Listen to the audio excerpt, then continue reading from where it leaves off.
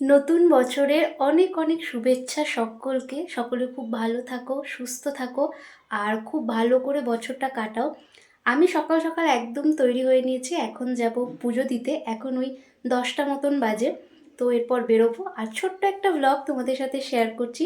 তো তোমরা ভ্লগটা দেখতে থাকো, আশা করছি তোমাদের কিন্তু বেশ ভালো লাগবে। আজ মন্দিরে বেশিক্ষণ একদমই দাঁড়াতে হয়নি, গিয়েই সঙ্গে সঙ্গে হয়ে গিয়েছে আমাদের পুজো। আর আজ আমরা দুজন মিলেই গেলাম।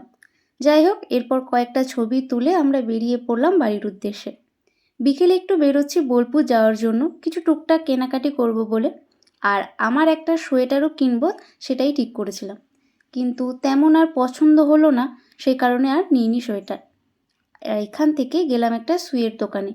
আর ওই যে ওই গ্রিন কালারের শুটা, ওটাই আমি নিলাম। আর আজ তো নিউ ইয়ার, তাই আজ কোনো পিকনিকও করা হয়নি, তাই ভাবলাম বাড়িতে আজ একটু ভালো কিছু খাওয়া যাক। তাই আজকে রাতের মেনু ছিল ফ্রাইড রাইস আর চিলি চিকেন।